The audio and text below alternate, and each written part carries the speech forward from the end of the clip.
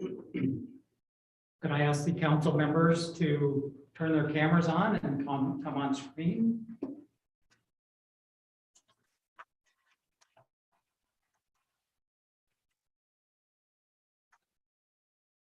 So we'll call the meeting to order at 7:01. So welcome to the 69th meeting of council, Monday, July 11th, 2022.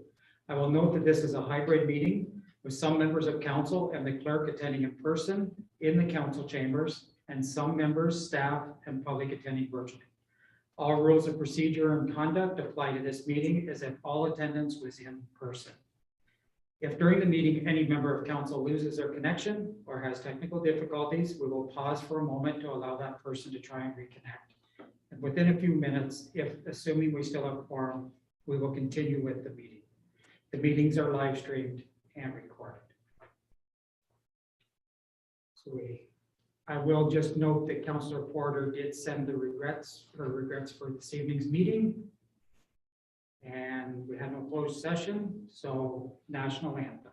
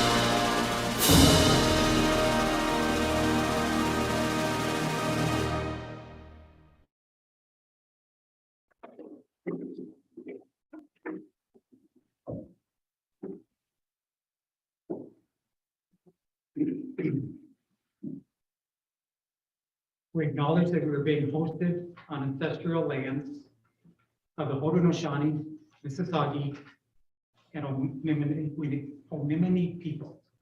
We acknowledge and welcome the presence of all Indigenous peoples, including the Métis, Inuit, and other First Nations from across this vast land, who also make this place home. The lands we are on today are recognized in the Two-Row Wampum Dish with One Spoon Treaty, Treaty 27, and the Crawford Purchase. So we were now to open forum. The first 15 minutes of the regular council meeting will be set aside for open forum. Any individual may address council to voice opinion on subjects of municipal concern, excluding matters subject to the public meeting under the Planning Act. They can only speak once and for no more than 3 minutes. Notice is hereby given that under the authority of the Municipal Act 2001 and in accordance with Ontario's Municipal Freedom of Information and Protection of Privacy Act, that all information provided for or at a public meeting, consultation, or other public process are considered part of the public record.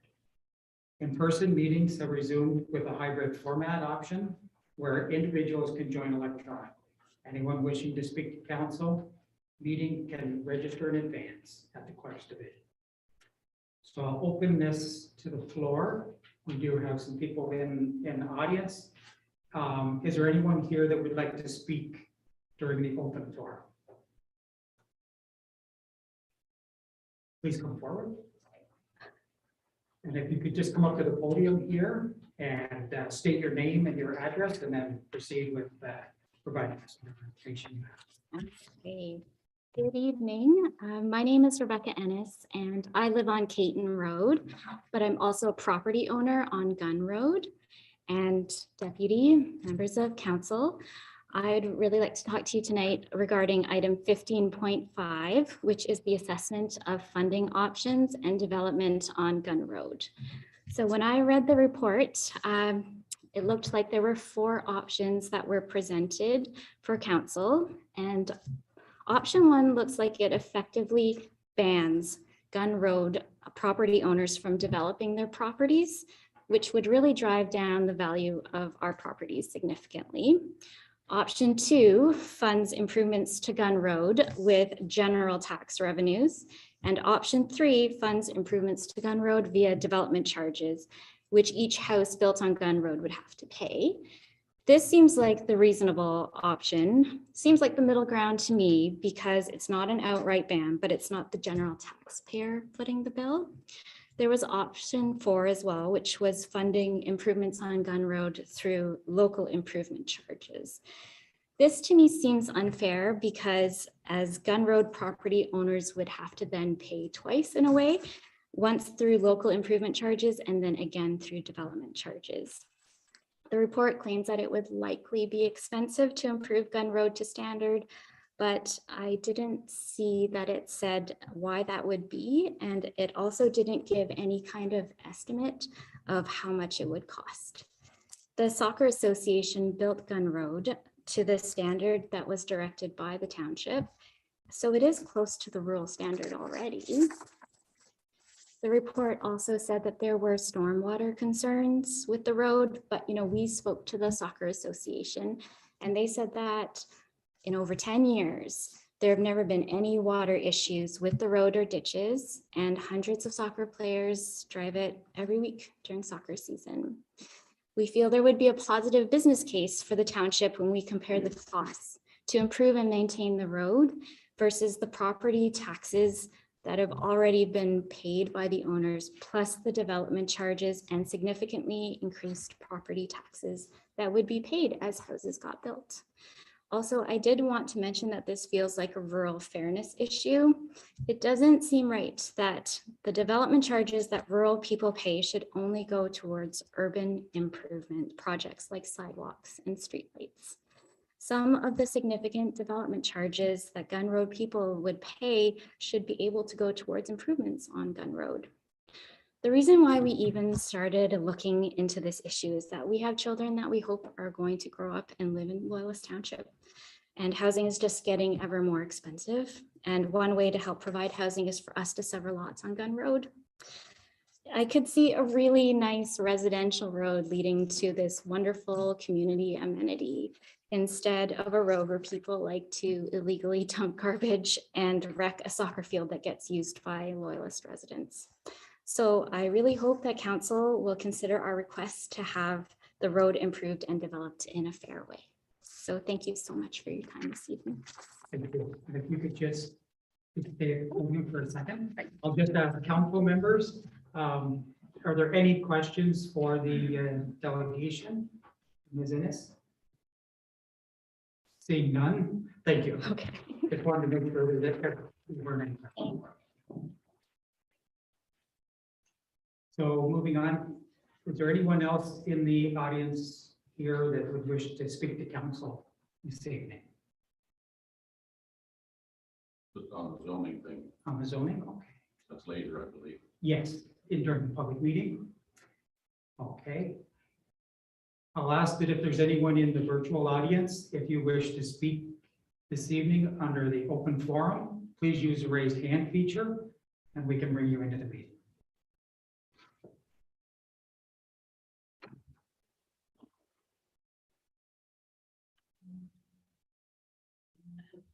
George, who's with me. Okay.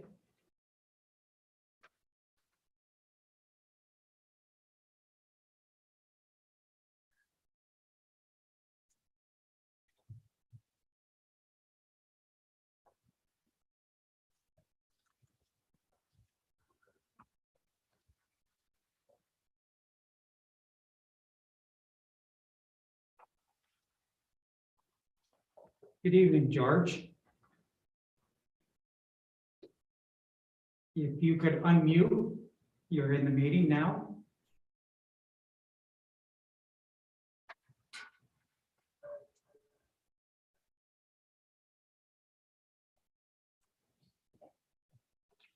If you're wishing to speak, George, there we are. Yes. You're on mute. Yes. Sorry, can you hear me? Yes, we can now. Could you just state your name, full name and address, and then you could go ahead and provide us with your information. All right, so my name is George Qatar. My address is 4945 Taylor Kidd Boulevard, Millhaven Storage. Okay, please proceed with your presentation. I just received this report this morning about I was promised a report on back in June, and then it was delayed till today. So I received this report this morning. I never really had a chance to look through it. I understand that the council does not support closing Van Winkle or remove any of the signage or anything I requested, pretty much. So if I can, I just need some time to go through it properly, and then I ask you not to make a decision today on anything in regards to this matter, so that I can have a chance to go through it and consult my advisor and go from there. One of the things that I read through is the adjacent property. One of the reasons is not to close Van Winkle is because of the adjacent property. They need entrance to their property, which I understand. I was asking to purchase the cul-de-sac only up to my driveway, which leaves them about 150 feet. If they wish to have an entrance in the future to their property, that will give them enough room or space to enter that property. So I don't see why that should not happen. Or if we're not successful doing that, I'm not sure if I can lease this land to allow me to expand my business. I know there's a lot of businesses coming up here on Taylor Kidd Boulevard, and I believe that there's enough business to provide for the new businesses. And so that's my request. And I'm sorry, I never had a chance to look through it all. I just printed it, and I had a full day of work, and I didn't want to miss you today. So, I mean, I got the report this morning, and I never really had a chance to go through it properly. But I understood that everything I requested has been denied or has not been supported by council or staff. So I really don't feel well about this, and I ask you again to give me a chance to go through it and see how I'm gonna proceed with this. Okay, thank you. Just to be clear, council has not made a decision yet. We do have a staff report. It'll be coming up later in our agenda when council will make a decision. And you have made the request now for a deferral, which can be considered at that time. And I'll just open it to council. If any members of council have any questions for Mr. Qatar. And I see none.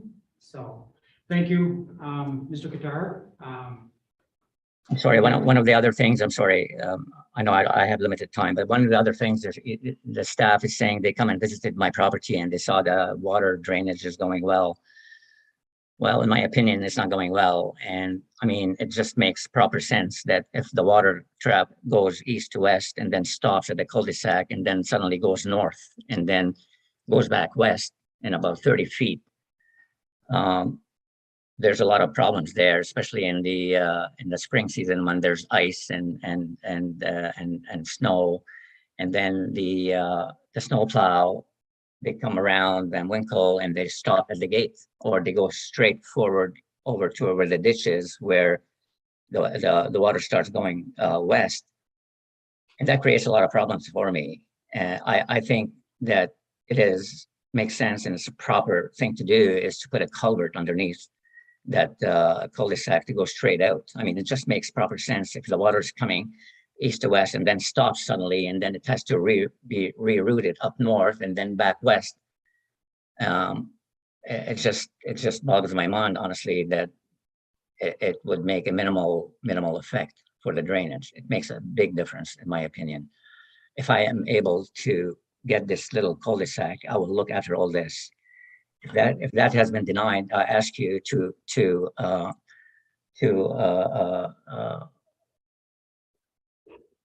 you know, to just look at it closer and maybe come in the spring or in the winter time and see the issues I go through. I've been maintaining this road ever since I've been here, since 2007. I cut the grass, I fill the potholes, I do everything possible. I'm the only person here keeping an eye on Latham Group, everybody else. I feel that I've been denied all what I'm asking for. And it's premature, as I mentioned earlier, that I submitted a site plan for expansion. And I have the consultation meeting on July 19th. I think we shouldn't make any decision, in my opinion, before that meeting happens, and then we can go from there. So on the 19th of July, I have this meeting. So if you can make a decision after that and look into these matters. I mean, I requested 3 things and the 3 things has been denied. So, I mean, not denied, but I mean, nobody's supporting. Okay. And I'm sorry, I went through it quick here. I haven't talked to anybody about it. And I just, you know, I received this report this morning and it's just, I'm giving my opinion here. I haven't read it properly. I don't know what my options are. I would like to get some time for me to see how am I going to go forward with this, with your acceptance. Okay. Okay, thank you. We've received the information for consideration. And as I said, we will be dealing with the item further on in the agenda. So at that time, council will make a decision.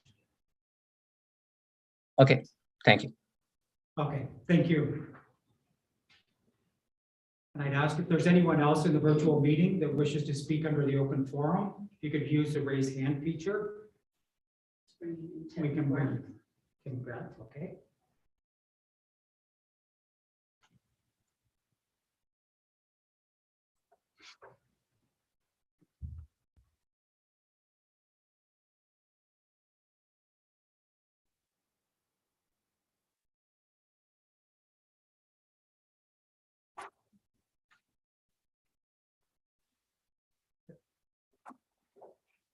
Good evening, Mr. McGrath. If you would like to unmute, you are now in the meeting.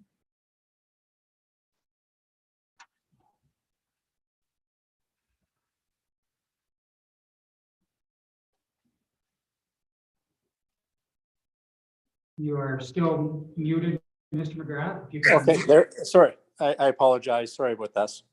Okay, thank you. You're in the meeting now, so if you could just state your full name and address, and then you could go ahead and provide us with the information you wish to give us. My name is Ted McGrath. I live at 104 Nathan Court, Amherst, Ontario. Okay, please proceed with your information for tonight. I have a couple issues, one more pressing than the other. The upgrades done on Terryton, Chesterfield, and Baker's Lane. They're upgrades that I realized needed to be done. And they're upgrades that are useful for taxpayers' money. I talked to many people, my parents, one of them, neighbors. I grew up on that street. And the fact that the lawn care in the aftermath of the project is quite embarrassing, I could say, for Loyalist Township. I would ask that council look into the project. Many people on that street spent thousands of dollars over time to have their lawns manicured and be proper, only to find that they threw hydro seed after the project, threw hydro seed down to have heavy downpours be washed away, throw more hydro seed to be downpoured, washed away, to now rock hard, weeds, and overall embarrassment of their lawns. So I'd asked council to look into this project and see what ratifications or ramifications they can do to improve it for not now, if not now, for future projects throughout Loyalist Township. Thank you. Okay, thank you. Members of council, any questions or comments to this presenter? Seeing none. Thank you, Mr. McGrath. I have been contacted by some of the property owners and have looked at some of them, and so we are aware of it, and we are doing a bit of a review right now, so. No, I thank you for your time, by the way, all councilmen and councilwomen. So thank you. Thank you for bringing it to our attention, to everyone's attention this evening. Is there anyone else in the virtual meeting that wishes to speak under open forum? If so, please use the raise hand feature and we can bring you into the meeting.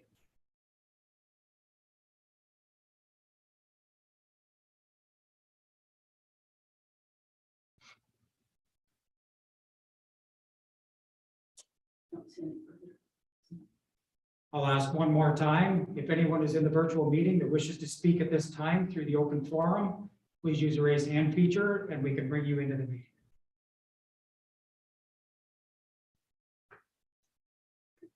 Seeing none, we will proceed.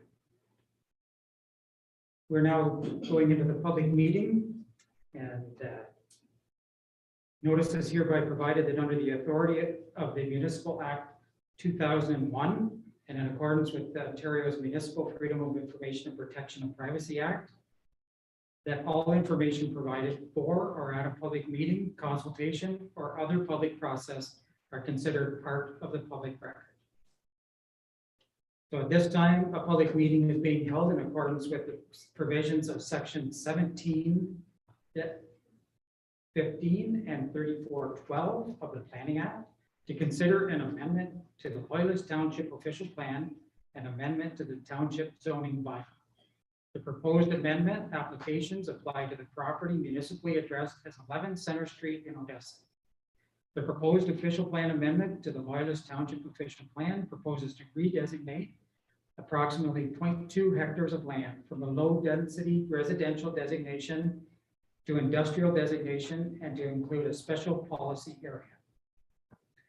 The proposed amendment to the Loyalist Township zoning bylaw will rezone the lands from residential type 3, exception 6, R3-6 zone and residential type 4, exception R4-2 zone to a light industrial exception 22 M1-22 zone to prohibit residential uses and open storage, as well as approve a number of site-specific performance standards.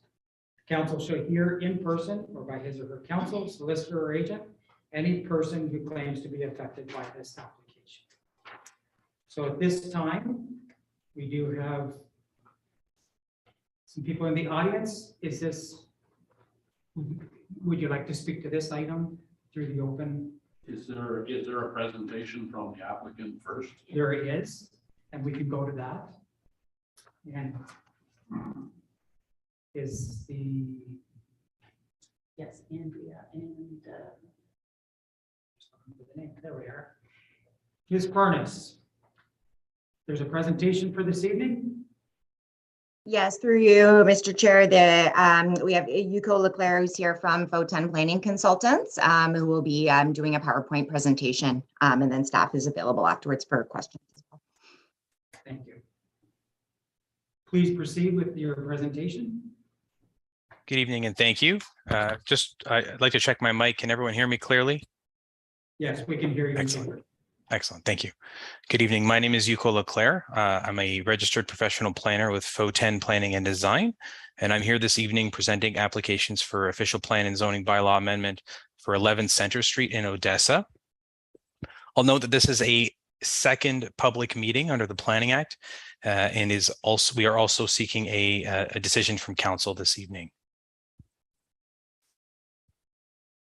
So this matter came before council a number of months ago. So I'll do a bit of a recap before moving on to the particulars of the application. So for context, the property that we're looking at is in Odessa. It has frontage on Center Street, about 60 meters of frontage, and then about 7.5 meters of frontage onto Mud Lake Road. The total property area is about 2,400 square meters, or a little bit, just under 0.6 acres. This is the former Odessa Community Hall. The land uses in the immediate proximity are residential to the north, although there is a municipally owned block between this property and the nearest house on the north side. And there are residential uses to the east on the east side of Center Street. The land uses to the south and west are light industrial in nature. From a policy and regulatory context, which of course we review when going through a planning application and reviewing a planning application, the property has a number of designations that apply. From the county's official plan, the land is designated urban area, which is a very broad designation that applies to any settlement area under the Planning Act in Loyalist and in Lennox and Addington. It's also designated low density residential in the township's official plan. And as noted, it is subject to 2 different zones in the zoning bylaw. So it's what we refer to as split zoned. The 2 zones allow residential uses. The reason that we're here today is because we are applying for a land use that does not conform to the land uses in the official plan for this property and the zoning. So we are asking to amend those. So moving into the application itself, the proposal that's shown here shows a colorized version of the site plan. The proposal consists of 2 components. The first is a 6,000 square foot workshop. That's this box here. And then a Sorry, you're not sharing your screen right now? Are you referring to drawings that you thought were on the screen? My apologies. I did think I was sharing my screen. Let me bring that up here.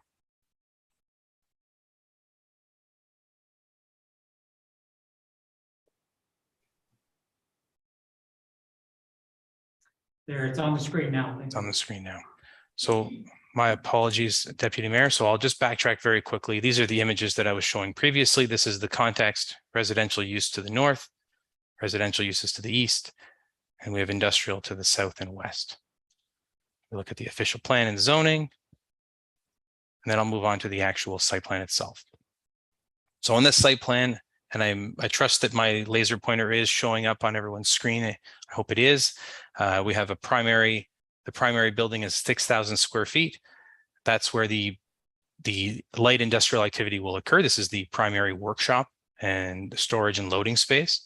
And then to the south of that, this sort of rectangular bubble is the office component. So we are proposing to develop the site with a light industrial use that will consist of a workshop. That workshop will primarily be undertaking metal assembly operations, some storage, and loading as well. The storage will consist of materials that are being assembled on site. So materials are brought in and assembled on site through drilling, riveting, welding, saw cutting, grinding, and polishing. The office component, the total square footage is 1,700 square feet. That's actually split over 2 floors. So the footprint of that component is only about 850 square feet. It is designed to look a little bit like a house, and I'll come back to that when we get to the renderings of the building. There are a total of 13 parking spaces proposed, 12 at the north portion of the site, and then 1 just behind the office building. That will be barrier free. Loading would occur within the building itself, so there wouldn't be any exterior loading or unloading occurring. It would all be taking place inside the building. We are showing and planning landscape buffers at the north of the site, as well as along the east frontage, so along Center Street and buffering to the north, with access being provided from Mud Lake Road, as well as Center Street. And with a sort of an additional access provided just to one of the loading bays in the building at the north end of the building. We have a stormwater pond proposed in the southwest corner. This plan varies very slightly from the plan that was previously presented at a statutory public meeting. So I'll just identify those changes here. The first change is that the parking spaces has been increased. The original plan had only shown 10 spaces. Upon further review through the technical circulation with municipal staff, it was found that was not sufficient. So we increased the number of spaces, both by reducing the space width as well as by extending the parking area slightly towards Center Street. Now, in doing so, we've also added a privacy fence, and this is the second change that's being shown here. So a privacy fence is being shown that would provide screening for the parking area, particularly the extended parking area at the front. There's a small gate for access here, and the privacy fence is shown in this location so that there's space for a landscape buffer to provide some vegetation and a bit of softening along the streetscape between the property line and the parking area and the fence. Now we're looking at some renderings. This is a rendering of the building. It's just showing the two-story office space primarily. You can see that it steps forward from the bulk of the industrial building at the rear. It's designed to look like a house in the sense that the features, the windows, doors, roof line are all very residential in nature, but the material itself, it'll have that sort of industrial cladding. So it provides a signal to the public that this is not a home, but it has a lot of the design elements of a house, recognizing that it is located within the village.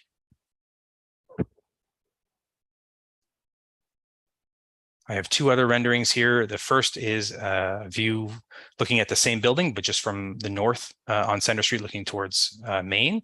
And then the bottom image here is just showing a view of the back of the building. This would not be visible to the public, but it's providing council and the public here with a view of what the back of the building would look like with the different loading bays. In submitting this application, there have been a number of technical studies undertaken. Those are shown here. We had a noise and vibration study done, a land use compatibility study for air quality, traffic review, a photometric study. We had some servicing and stormwater management plans and reporting done, and a planning report. These have all gone through some form of peer review, either by technical staff at the township or third-party peer reviewers. In particular, the noise and vibration study, the air quality study, and the traffic review were all sent out to third-party peer reviewers for comment. All of the studies have come back and been supportive of the application. They're supportive of the proposal, given the configurations of the plan. They support the setbacks that are proposed and so forth. The applicant does have a few steps ahead of them still. They do have to undertake an environmental activity sector registry approval. This is an approval and a permit through the Ministry of the Environment. You'll also hear that called an EASR. So if I say that word, that's what I'm referring to. The applicant has also submitted a site plan control application in support of this file that's under review, and consent applications to establish easements across the property to the west and the property to the south are also imminently going to be submitted. So we're asking to amend the official plan, and we're also asking to amend the zoning bylaw. The official plan amendment itself has two components. The first is that we're asking to amend the designation on the site from low density residential to industrial. The second component is to apply a special policy area that would restrict the nature of the uses on the site. So the zoning bylaw, which I'll get to next, has some very limited industrial uses that are proposed for the property. What the special policy area in the official plan will do is that it will limit the permitted uses on the property to those contained in the zoning bylaw in the site-specific zoning. So this would not become a site that can be used for a broad range of industrial uses. It would be very specifically limited to the uses that are intended by the applicant. So this official plan amendment is in line with a number of policies in the official plan. I've shown a few here, and I just will speak to them very, very briefly. The first speaks to encouraging the development of employment generating uses, such as this, in locations where they can be adequately serviced. That's policy 3216. Policy 3617 speaks to encouraging the development and reuse of vacant lands or buildings to accommodate activities of value or benefit to the community. This property is currently not developed. So this is a proposal that would see that site developed. Industrial uses shall comply with the Ministry of the Environment guidelines around compatibility. This has been the subject of much of the peer review, particularly around noise and air quality. So the consultants and the peer reviewers have agreed that the land use that's proposed here is a light industrial land use. So it would fall under the D1, the D6 guideline as a class 1 use, which is sort of the lowest intensity of industrial use, and that it complies with the compatibility criteria, particularly separation distances of that land use. And finally, the new industrial development or development of existing sites in close proximity to sensitive uses should be restricted to light industrial uses and related activities. This is a policy out of the official plan that contemplates scenarios where applicants would propose industrial uses close to residential, and it provides this guideline specifically for that purpose. So what we've demonstrated through this application is that this is a land use that is in fact light industrial, and that it meets the guidelines set out by the Minister of the Environment to that effect. And that's intended to ensure that it remains compatible with the nearby residential uses in the village. So the zoning bylaw amendment that we're proposing is an exception zone under the M1-22 zone. So it would be a new M1-22 zone, I should say. So we're proposing to limit the permitted uses as shown on this slide here. An office, for example, would be permitted a custom workshop, a custom metal workshop, an accessory retail component, a public use to sort of reserve the ability of the municipality to use the site, and then a warehouse. Prohibited uses are residential and outside display and storage. So we've heard throughout this process that there are concerns around outdoor storage of materials, of goods, and so forth. So the site-specific zoning would prohibit any of that type of use on the property. There would be no outside storage permitted whatsoever. All storage must be within the building. And I should say that the site plan effectively demonstrate that, and that there really isn't any room on the site for outdoor storage. From the zoning perspective, we're also looking to amend a number of provisions. So there's sort of different groups of provisions here. I won't speak to them all individually, but certainly I can if there are questions from council or the public here. But the first around lot area is really a technicality, just recognizing the existing property fabric. In order to fit the parking spaces that we need without reducing the landscaped open space, we are asking to reduce the parking stall width to 2.7 meters. 2.7 is a fairly typical parking stall width in a lot of municipalities. What we're seeing is that municipalities are actually going lower than that now. We're seeing as low as 2.5 or 2.6 in some cases. So we're not proposing to go to that extreme, and we're asking for a more typical 2.7 meter width. And then the other provisions that we're seeing here, largely the front yard setback, the center line setback, the interior side yard, those setbacks pertain to the idea of bringing the building closer to the street so that it kind of maintains that village character. The default front setback for a building is quite large, and that's not consistent with what we see in Odessa. The houses tend to be closer to the street. So the idea here is to bring them closer, bring the building closer to the road. The office component would be a little bit closer than the industrial building to really set that tone. And the idea there is to maintain that character, but not be so far that it creates a conflict from a compatibility perspective. So it still maintains that required setback under the D6 guidelines from the Ministry of the Environment. And finally, we're asking to relocate the loading internal to the building. This is not permitted by default in the zoning bylaw. So again, in the spirit of moving activity internal to the building and away from the outdoors where it could be more noisy, we are asking to allow that inside the building. So I'll wrap up very briefly. This is a proposal that is, in our opinion, consistent with the provincial policy statement. It conforms to the county's official plan.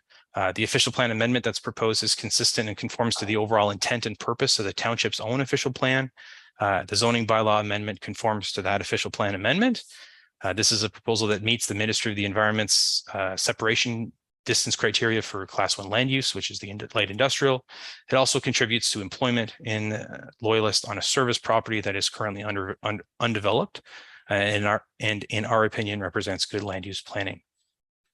And with that, Deputy Mayor, I thank you, and I welcome any questions or comments from the public and from council.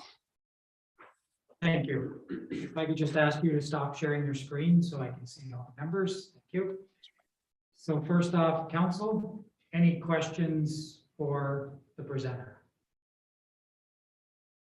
Seeing none. This is an open or a public meeting, so I will open it to the floor. We do have in chambers, please come up to the podium, state your name and address and provide us with your information. Martin Mack, I live at 963 Woodbine. I do own several properties in Loyalist, one of them being 11 Center Street. I'm not in support of this for many reasons. I think it's a way too big a ask to have a residential area move to industrial. I really think commercial would be one thing, but leaping all the way from residential to industrial is just far too much for that little village. It's too noisy. They're asking for too many changes to the official plan. And the biggest one I'd like to comment would be and again, I'll use the consultant's words. They're asking for relief from the front yard setback to be keeping in line with the residential look of Odessa. That's the key word, the residential look of Odessa. You are asking to change the residential look of Odessa to industrial. So it doesn't matter how close you set that building to the road, you're not going to make it look like a residential area. You're asking to put an industrial factory, fit up, whatever, welding shop, whatever you want to call it, in the village of Odessa. And that's not in keeping with what's there now. My other concern, again, I didn't really read the report, and I think staff should really look at this. If you've ever driven Center Street, I own the property that is on the corner of Center and I believe Victoria. Center Street is going to get a lot more traffic if you allow this. And I don't think the road is meant for that. So I think staff should look at upgrading that street. It's in pretty rough shape. You add an industrial building, you add 13 spaces, you add delivery trucks coming and going, people picking stuff up. It's just too much on that road. So I've got a number of concerns with it, and I definitely would ask that council not support this. It's not in keeping what's in Odessa, which is residential. Thank you. Thank you. Maybe just stay for just a second. I'll just make sure, I'll just ask council, any questions or comment for the delegation? Councillor Parks. Hi, thank you through your worship to Mr. Mack. I'm sorry, did you say that you owned 11 Center Street? You own the property adjacent? 14, okay, great, thanks. I forget which one I own. My holding company owns it. Yeah, I don't own it personally. So. No, I was confused with. Yeah, it's directly across. Yeah. Okay, perfect, thank you. Yeah, sorry. Any other questions? Seeing none, thank you for coming forward and providing.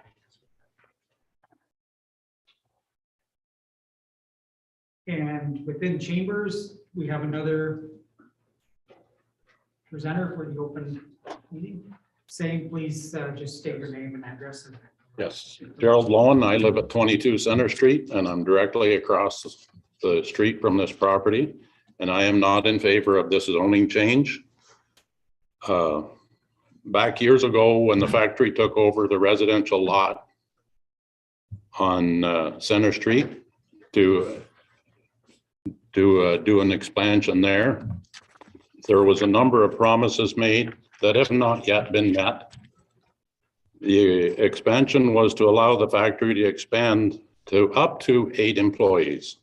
Over the years, we've counted up to 30 employee vehicles on this subject property, on the surrounding streets, and in the park on Mud Lake Road. They're just parked all over the place. A fence was to be installed on the north side of the property at that time to hide all the unsightly stuff from the residential property surrounding it. The 2 dumpsters at the time were to be kept on the back side, which was the west side of the new build. Those 2 dumpsters that were to be kept hidden are now 5 or 6, I think I counted 6 the other day, that are in full view all the time and are noisy when the trucks are coming to remove them and change them out. A business of this type should have, if not all, its employee parking on site, and I see they have expanded it, but it's still not going to cut it. Center Street from Main to Victoria during working hours is at best of times a one lane street. There's vehicles parked, and that's when the forklifts full of all this scrap metal that they're driving up to the dumpsters, if they're not on the street. The forklifts from a business like this should not be using a public street. And it's just,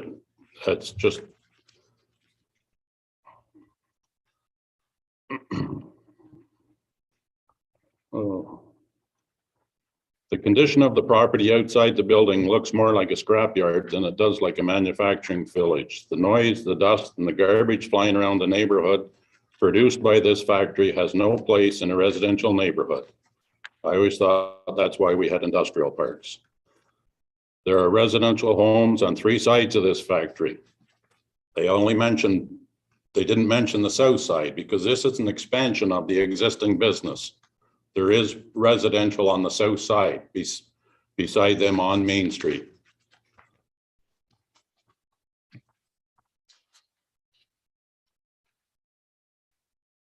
The proposal from a year ago stated that they had a main entrance onto Mud Lake Road, which still does have no heavy truck signage on it. I drove by them tonight. There's one at each end.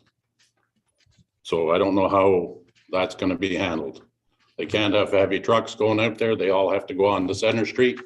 Center Street is not going to handle it. Is that, that's a residential street. It's not designed for heavy trucks, as it's already been highlighted. This business has never kept its requirements to be neat and tidy property, so there's no reason to believe that would be any better in the future. The expanding factory has significantly reduced the enjoyment and use of our property from all the noise and dust. Thank you. And if you can just Yeah.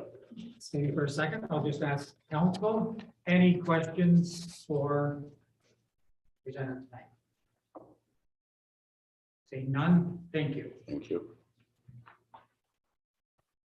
Can I Anyone? make a statement even though we're in the same residence? Yes, please come forward. Same thing, just state your name and address.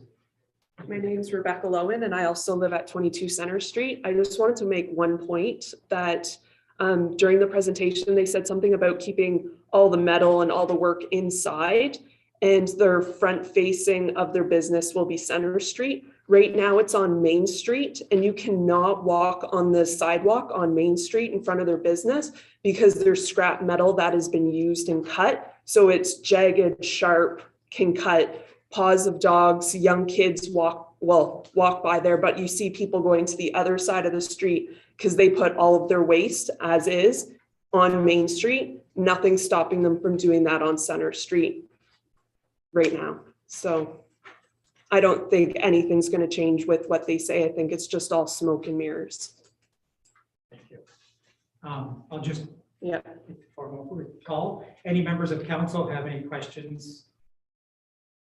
Seeing none, thank you.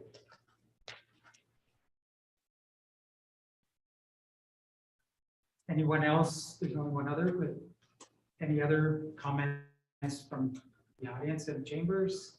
Seeing none, we'll call for the virtual audience. If anyone has something to present this evening regarding this topic, use the raise hand feature and we can bring you into the meeting.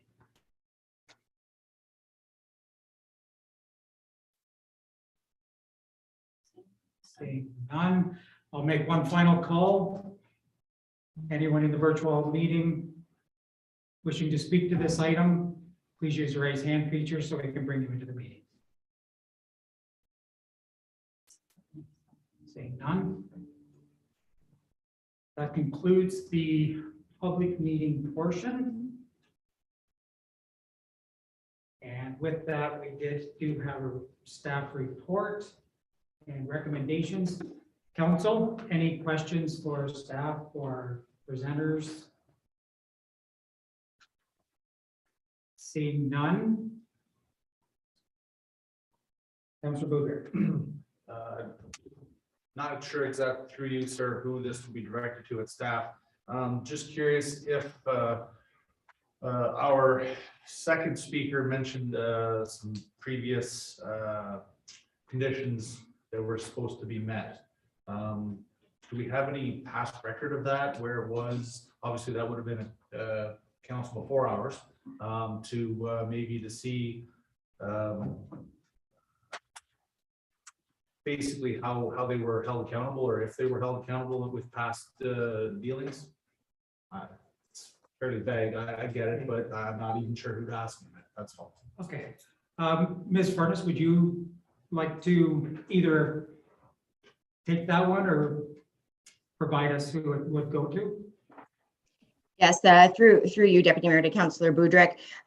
So there was a previous site plan several years ago on the property, and there is in terms of open storage, which was brought up, there is a zoning restriction on open storage right now. We are aware and have brought that up. It is the intent is that the new building would accommodate the storage that's currently on the site to comply with zoning.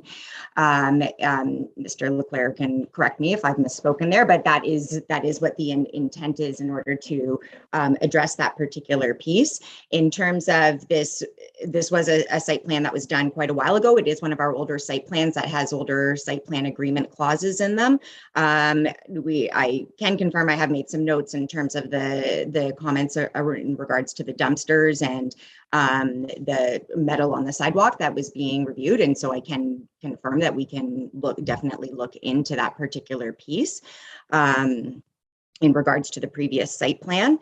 In terms of this plan, and I can say in regards to the expansion for the previous one, that was done through an existing official plan policy that we had in regards to commercial. You know, it was able to stay in a commercial zone because there's some policies that speak to it facing onto Main Street, and it wasn't quite the extent that this one is going through because it's not facing on Main Street. So basically, in terms of this 11 Center Street site, the tests were a lot more stringent in terms of what they had to comply with in order for us to get to a recommendation report, particularly the D6 guidelines and a number of additional noise mitigation measures and some of these concerns that were raised that I don't think to the extent were evaluated before because of the existing official plan policies. So having to look at some of these ones, there's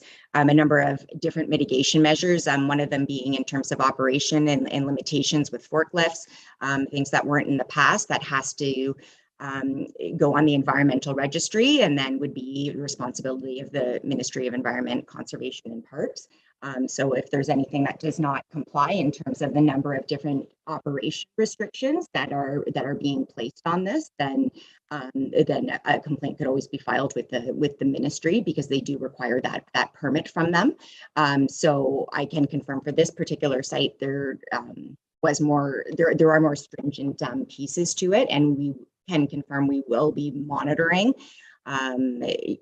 through the site plan process in terms of compliance with zoning and the site plan parameters. The site plan process will also allow for us to implement all those requirements in terms of buffering and the fencing. Securities are required by the applicant for site plans, and we would not release them until all of those measures are put into place, including the privacy fence that's been set. So I think all I can say for this is that we will be monitoring it, and I have taken notes in terms of the comment about the dumpsters and the other piece, and I can confirm and assure that we will look into that. Thank you. Anything further? One other question through you, sir. I know there are some things in here on traffic. Just curious if there's going to be anything in the stipulations regarding either an entrance or an exit to try and help them manage their traffic so we can have a better understanding. Both the people in Chambers this evening spoke to the poor condition of Center Street, and I was just curious if there's anything that we putting stipulations in on maybe an entrance off Center and an exit onto Mud Lake, or I'm just asking your thoughts on that. Yes, through you, Deputy Mayor. So that is the intent, and the site plan will be requiring the entrance to go into from Center Street and then out Mud Lake Road. That was actually encouraged by our traffic study peer reviewer, as it will help to assist distribute the traffic rather than having an in-out directly onto Center Street and directing all the traffic in there. We can look through the site plan process in terms of engineering, would review if there's any road upgrades required. So that would be looked at the detailed site plan process. But in terms of the traffic reviewer, the actual number of trips generated based on the use is not significant, which our peer reviewer agreed with, and did comment that you would obviously have an increase in traffic, but that that increase in traffic was reasonable for the type of road that it was. Thank you. That's good. Okay. Any other members of council, any questions for our staff? Councillor Parks. You're still muted. Sorry, thank you, Deputy Mayor. This would be, first question would be, I guess, for Mr. Leclerc from Potan. The roll-up door on the east side of the property, it looks like it's like a transport size, I guess, roll-up door. What's the specific purpose of having that if all the loading and unloading is going to be done on the west side of the property?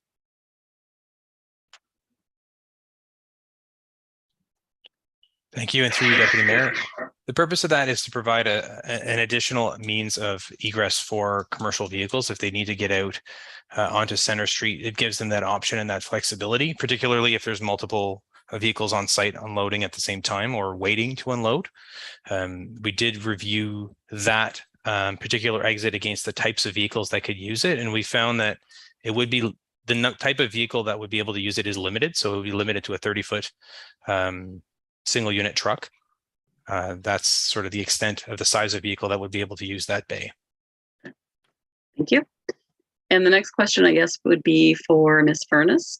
So after the site plan is finished and site plan money is released, if there was any compliance issues, then it becomes a bylaw complaint process. Is that correct? Yes, yes, that is correct. Okay, thank you. Thank you. Any other questions? Councillor Parks. Can I just do a follow-up? And I'm not sure if this can get answered or not, but based on the current occupancy and the current process that's happened there, I just wondered if the clerk had any idea if there had been any bylaw complaints issued in regards to the property for non-compliance issues. Through your worship, we would have to go and look again where we could possibly do numbers, but we wouldn't be able to give in particulars on it. Okay, so I'm not sure if you heard that, Councillor Parks, but it would take, they'd have to do a review of documents. They don't have that right here tonight. Yeah, I kind of thought it wouldn't be readily available. So, all right, thanks. Okay, thank you. Any other questions from council? Seeing none, I just have one follow-up question for the consultant, following up on Councillor Park's question about the roll-up door. If I remember correctly, when this was presented before, one of the features of that was so a truck could go, it was a drive-through door, so a truck could pull inside to be loaded or unloaded and drive out the other side rather than backing up. Is that still the intent of that door, or does it have to change? To you, Deputy Mayor, that's correct as well. It does provide that flexibility of for trucks to pull in and pull through without having to turn around. One stipulation that applies to this door that does not apply to to the entirety of the site is that that door cannot be open during operations. If there's any activity going on in the building, that door must remain closed. And that's a very clear requirement of the noise study that would be reflected both on the site plan agreement and the easer. Thank you. So if there's no other questions from council, and I see none, we do have recommendations in the report. How does council wish to proceed with this?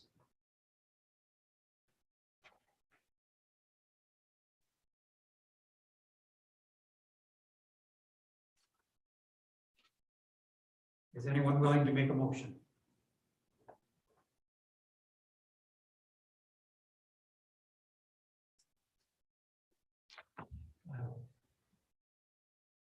Councillor Townsend? I move to receive the report and adopt the recommendations. Receive and adopt, so moved. Is there a seconder for the motion?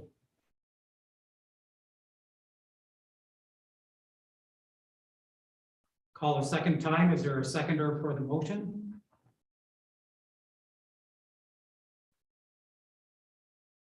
Third and final call. Is there a seconder for the motion to receive and adopt the recommendation?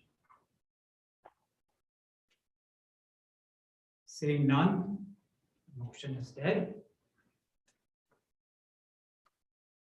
So what is the motion that would, from council?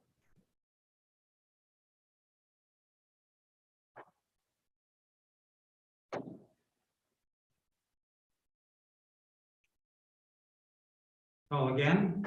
Is there a motion to be made by council? Question for you, sir. There are some outstanding items to be taken care of.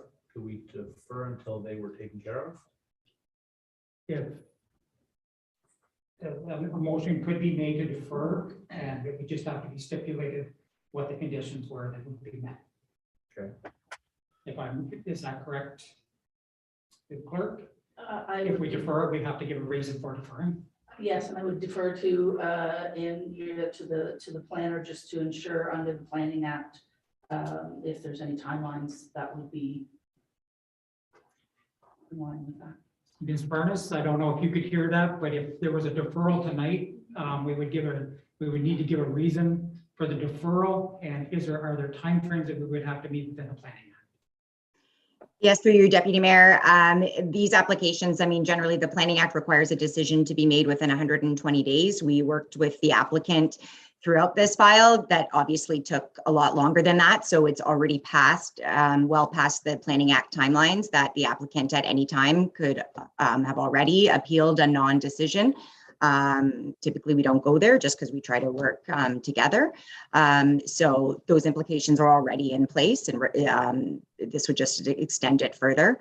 And yes, like, I mean, personally, we would be looking for a particular reason for deferral so that, you know, we know exactly what we'd be reporting back on. And also distinguishing if there's anything in regards to this particular site versus, you know, the other site, which is under another site plan control agreement, and is it under different zoning and everything as well. So thank you.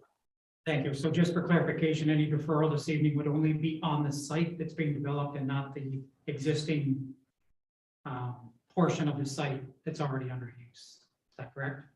We could like happy to provide like updated information in regards to that if that assists in the decision-making process. But I just did want to highlight that this is a different site that is the other site is not up for the application tonight. So I just did want to highlight that, but there can be information being requested in terms of how they could maybe be related to alluded to some of the additional councillors' comments in regards to the security process and the timelines and by law enforcement and how all those pieces kind of work together. Thank you. Does that clarify the Yes, it does. question? Are there any other questions for clarification before I call for the motion? Seeing none, I believe I've called twice. So third and final call for a motion regarding this Development.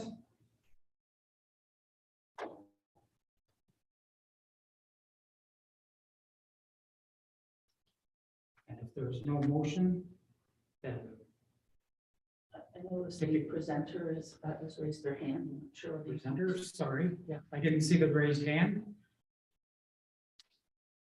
The consultant from Poten, Thank you, Deputy Mayor. did you have something to add? I guess a question for council. I note that the applicant is here this evening and has been listening to the comments and concerns that have been raised. In terms of this particular application, the intention is ultimately to address concerns in many ways that have been raised in the past and to provide a facility that would do that. So this would be a contained facility that would include the facilities for storage of equipment, keep it outside of the public realm, keep it outside of the open air, keep loading and unloading inside the building as well. So fundamentally, the intention of this application is to address those types of concerns that have been raised and ultimately achieve increased land use compatibility for this site that was previously a community hall. So it does not have a residential history. I would just add that comment for the benefit of council. Thank you.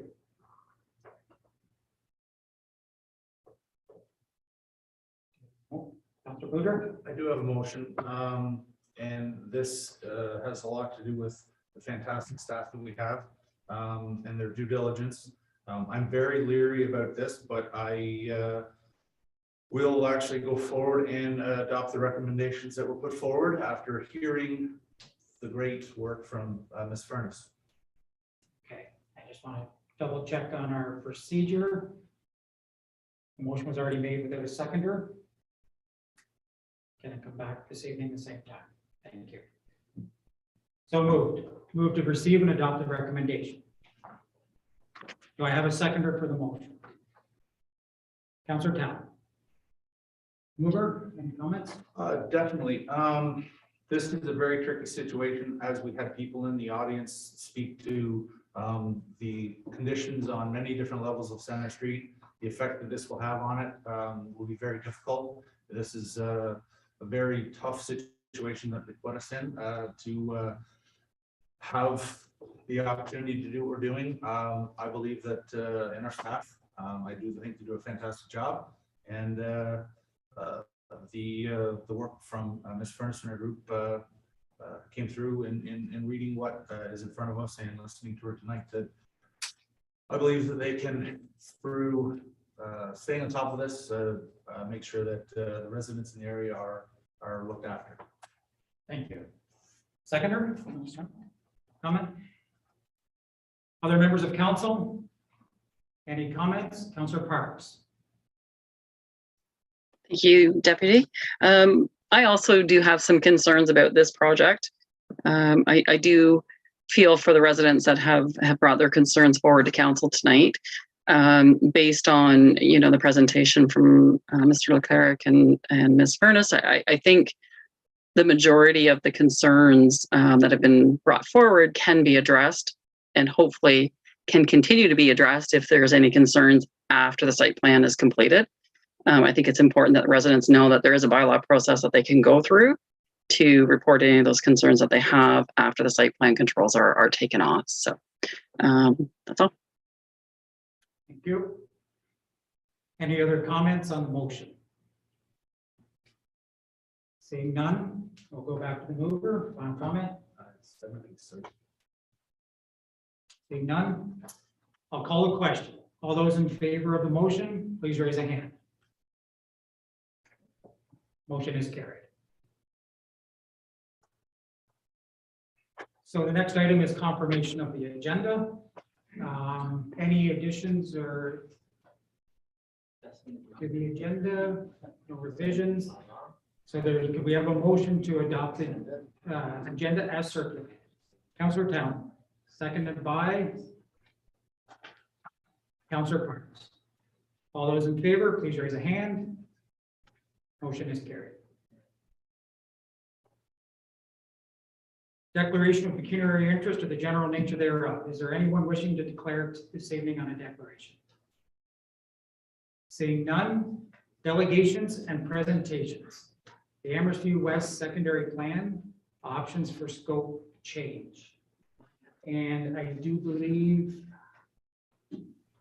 there we are, Mr. Whitty, there is a presenter this evening that you're going to introduce. Yes, through you, Deputy Mayor. Good evening, members of council.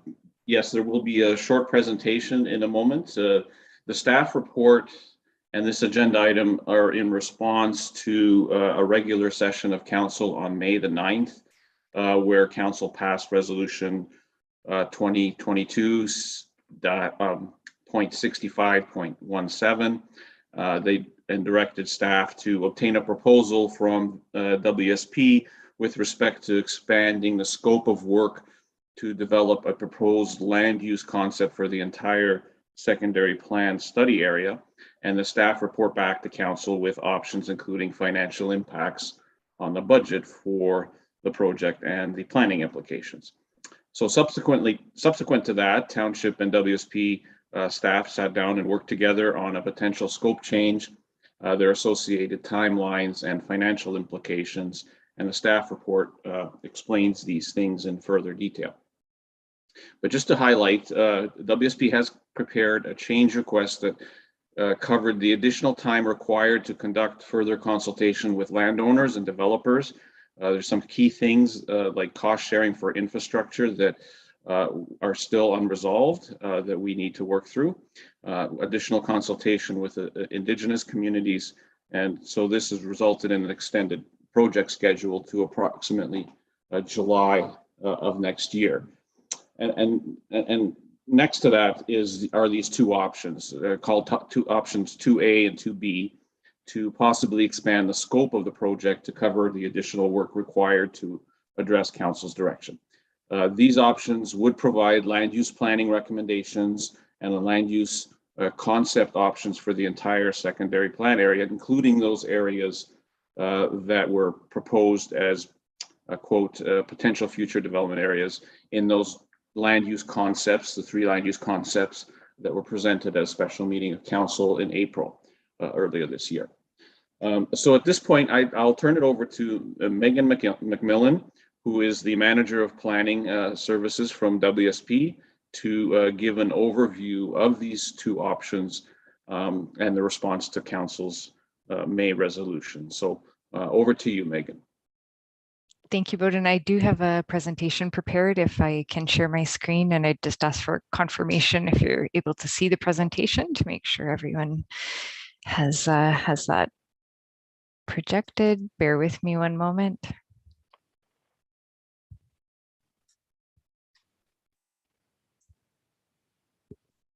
It is on the screen.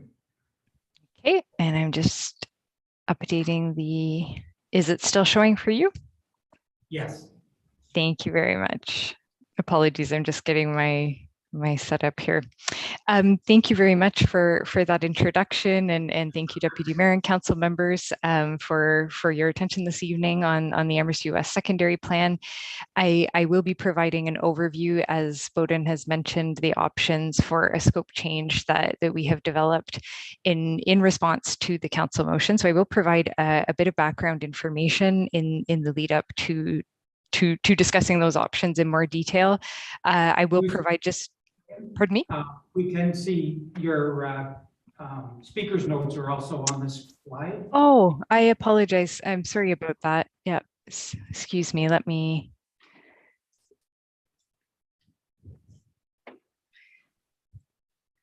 adjust the display here. I'm sorry about that. There we go. Thank you. Is this acceptable? The view here, is this a bit better? Okay, thank you. Thanks for confirming that. So I will provide a brief update on the progress to date, and then I will discuss in a bit more detail the scope change options and the different parts and components of that for discussion. So by way of a project overview, what you will see on the screen here is the study area that was defined for the secondary plan.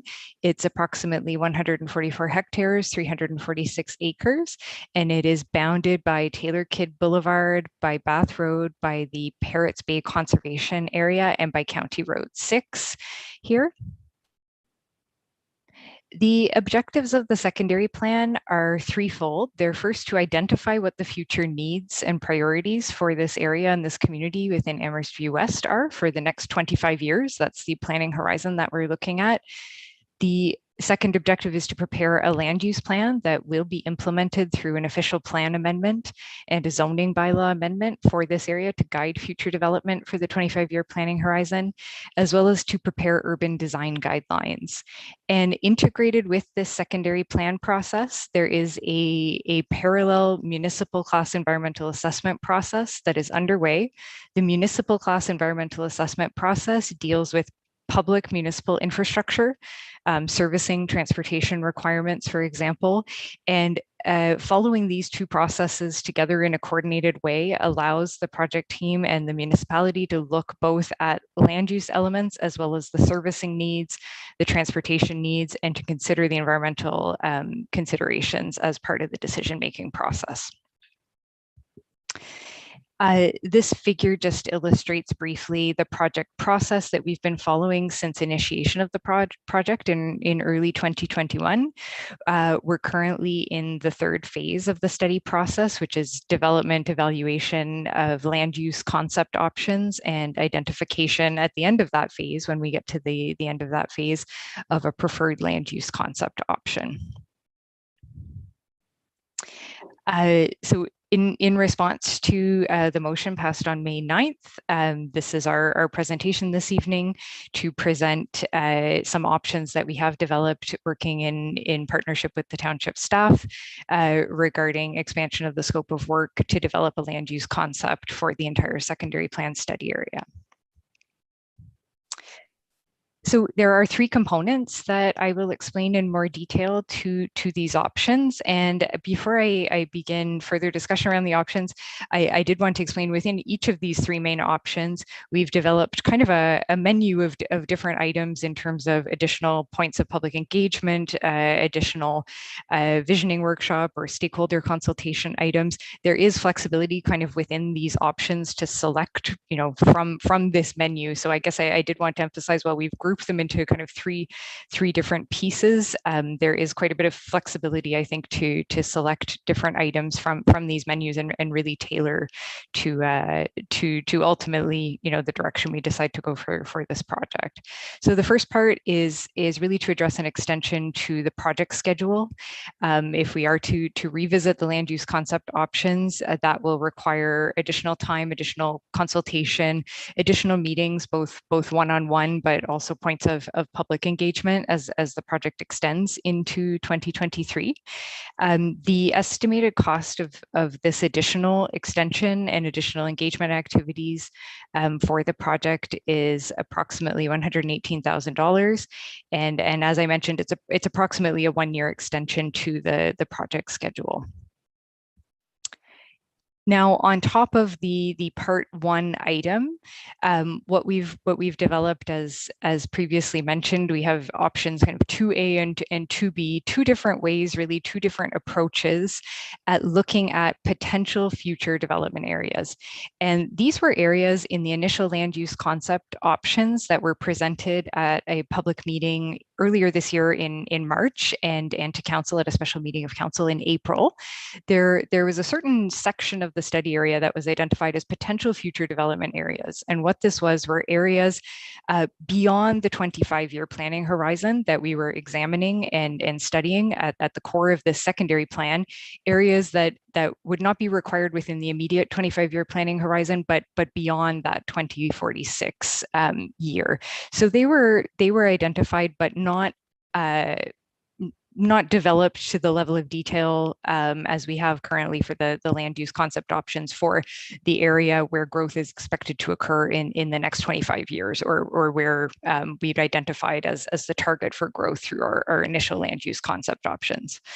So option 2A would bring us back to look at those potential future development areas beyond 25-year planning horizon, to look at a very conceptual level what the land use options might be in these areas and what the potential servicing and transportation needs would be. We would not go through the same level of detail as we are for the lands within the 25-year horizon area in terms of getting municipal class environmental assessment approval for the infrastructure. So that's kind of one key difference. And future development in these areas would need to be permitted first with a second official plan amendment and zoning bylaw amendment when those lands are ready to be developed. So this is option 2A, and the additional cost on top of extension of the timeline would be approximately $72,000, and it includes additional points of public consultation to workshop and receive feedback on multiple options for addressing these potential future development areas in a high level. Option 2B is in contrast to 2A. We would look not so much at a high conceptual level, but at the same level of detail as we're looking at right now for the 25-year planning horizon. We would look at the potential future development areas in more detail to look at expanded transportation, servicing, stormwater management options that would support a full build out of the area. We would seek municipal class environmental assessment approvals for that infrastructure. And we would look in detail at the land use needs within that area. I will note, though, that the requirement of the secondary plan under the provincial planning or provincial policy statement is that we consider a 25-year planning horizon. So in part, we are somewhat limited in terms of the planning horizon that we can look at through the secondary plan. However, we do note that the county is doing a growth study anticipated for the fall, and we will look at kind of the implications of that growth study and review the 25-year growth needs that we have identified through our secondary plan process earlier in the study to look at implications for this area and how that might affect these land use concept options. And the secondary plan would be also updated if needed based on growth projections from that study and from 2021 census data released earlier this year. So this is a more comprehensive option, more detailed option in terms of the depth and the level of detail in which we'd be further developing the land use options in the potential future development areas, and in hand with that, the transportation and the servicing needs. And because of the more in-depth scope of work, there would be a greater timeline as well. We've kind of estimated at this point at a high level, this would take until likely the end of 2023 compared to the earlier option where we would target 1 year from now, July of 2023 for completion. And that concludes presentation explanation of the options. We're happy to take any questions or comments at this time. Thank you. Could I just ask you to stop sharing your screens? Yes, I'll do that now. Yeah.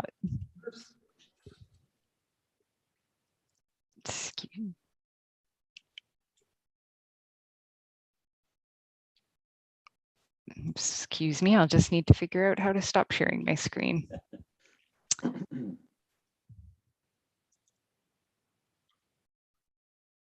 Just at the top of the screen, there should be a drop down that'll come down.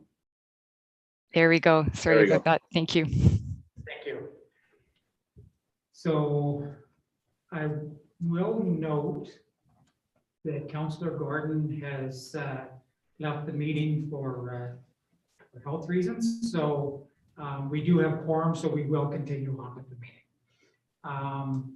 So council, any questions or for staff or for Ms. McMillan?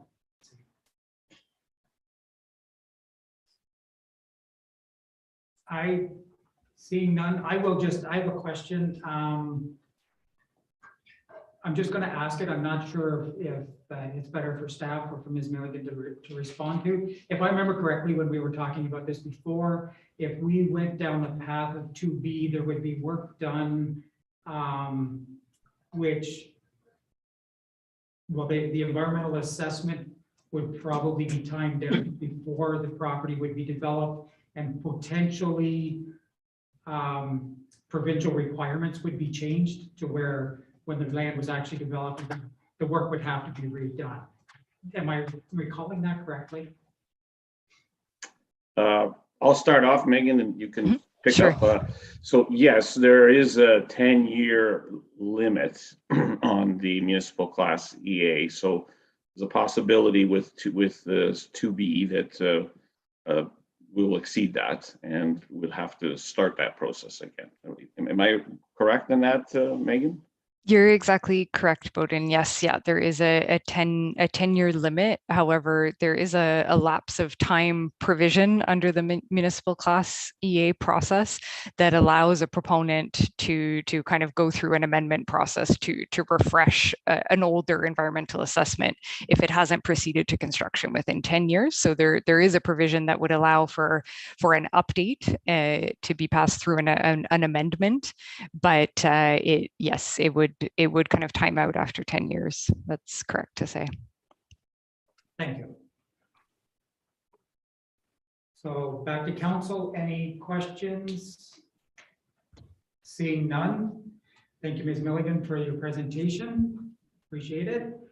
And council, we have a staff report here with recommendations with a couple of ors for us to choose from.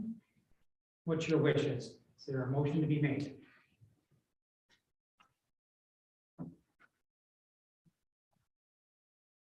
Councilor Boudreau. Stephen, adopt recommendations 1 and 2 to use the 2A portion of the recommendation. Okay. With the dollar value in number 2 recommendation. Yes. Okay. So moved. Do I have a second for that motion? Councilor Parks. Any comments from the mover? No, it was a well-written report. I think it's going to accomplish what we were set out looking for in the first place, or at least I was, right? Thank you.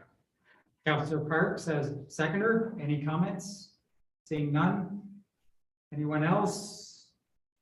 Seeing none. Back to the mover for final comment. Seeing none, I'll call the question. All those in favor, please raise a hand. Motion is carried. Adoption of the minutes. We have the June 27th minutes before us. Any errors or omissions noted? Seeing none, do we have a motion to adopt the minutes? Councilor Boudreau, do we have a seconder? Councilor Town, any comments? Seeing none, I'll call the question. All those in favor, raise a hand. Motion is passed. Confirmation of the minutes of the Committee of the Whole for July 4th. Any errors or omissions? Seeing none, do I have a motion? Councilor Town. Through you, Mr. Chair, I would move to adopt the minutes as presented and further move that council request a report from staff outlining how the administrative items noted in the Recreation Service Delivery Review draft report will be addressed in terms of timelines. I further move that the financial items contained in the same report be included in the draft 2023 budget review, and that additional items be considered during the 2023 strategic plan update. So moved. Do we have a seconder? Councilor Boudreau. Mover, any comment? Yes, I just want to make sure that that the important work outlined in the report comes back with due timelines and due process on the financial implications for the budget. Thank you. Seconder? Any other questions or comments? I will just double check the clerk be clear on the motion. Thank you. In that case, I will call the question. All those in favor, please raise a hand. Motion is passed. Solid waste collection contract extension and solid waste master plan. And I see Ms. McFarland's come on screen. Is there anything additional for you to present, or are you here just to answer questions? Just to answer questions. Thank you. So council, any questions for the director? Seeing none. We do have a recommendation before us.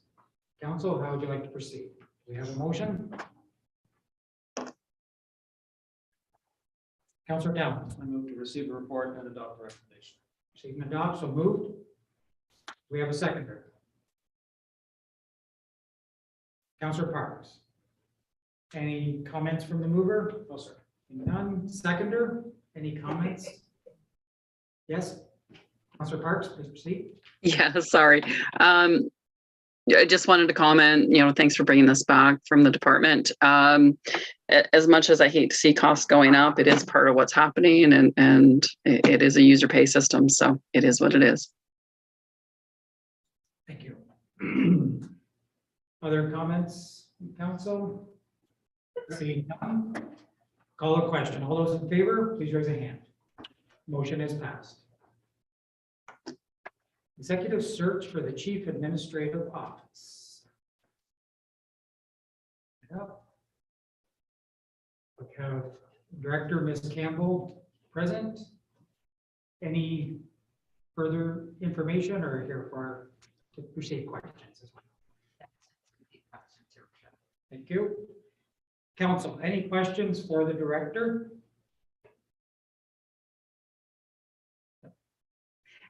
Seeing none.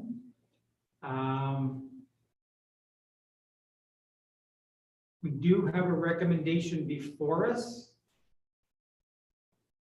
Council, how would you like to proceed?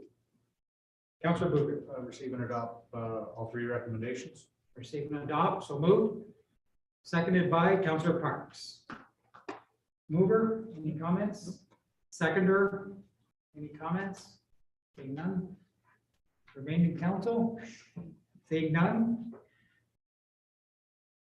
In that case, I will call the question. All those in favor, please raise a hand. Motion is passed. Vacancy of the office of the mayor.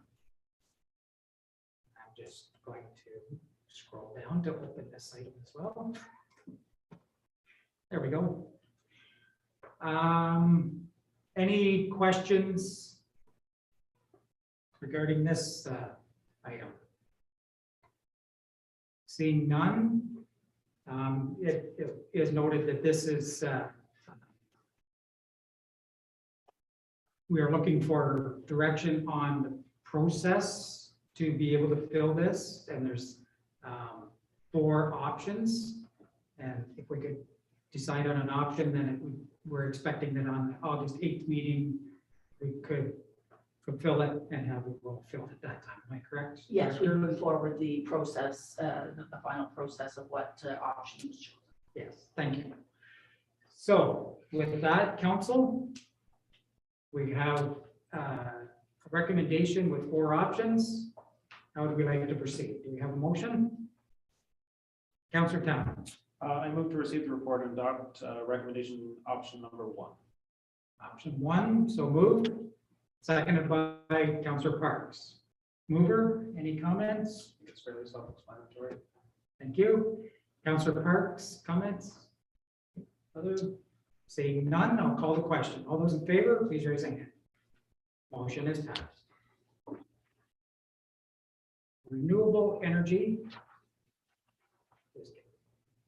Renewable Energy Fund Grant Review for Ward 2 and 3.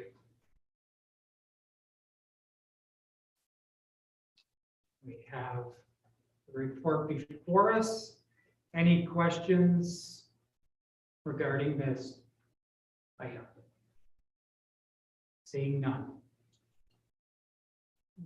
We do have a recommendation before us. How would council like to proceed?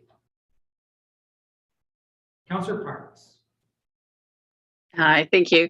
Motion to receive the report and adopt recommendations 1 and 2. Recommendations 1 and 2.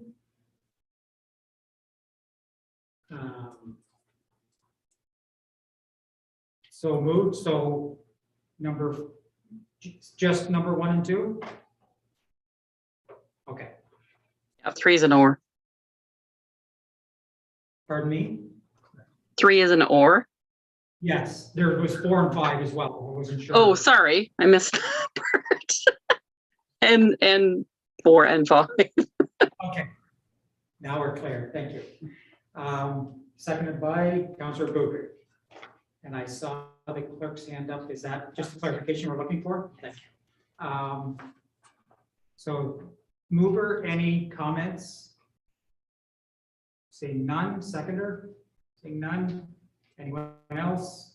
Your worship. Yes. Sorry, under section 5, it is which fund that number, the source funding would come from, whether it was Community Vibrancy Fund, the Kingston Solar, or the Wind Electric. Correct. So from the mover, number 5 has option A or B.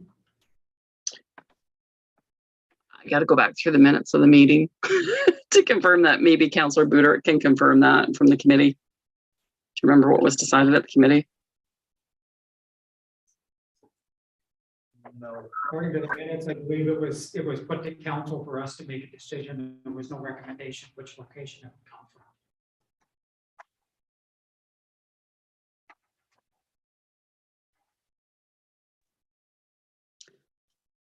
So for item number 5, it can be and or. So I guess A and B. A and B, so. Okay, so move, is that with the seconder agreement? I'll just call again, any comments? Seeing none, I will call the question. All those in favor, please raise your hand. Motion is carried.